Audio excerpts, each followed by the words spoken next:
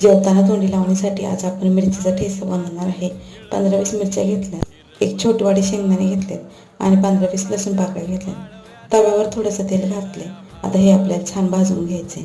2-3 मिनिटं आपल्याला हे चांगलं भाजून घ्यायचे. आता याला बघू शकता हलकेचे डाग पडलेत आणि मिरची ते चांगलं भाजलेलं आहे. आता तवा गॅसवरून खाली काढून घ्यायचं आहे.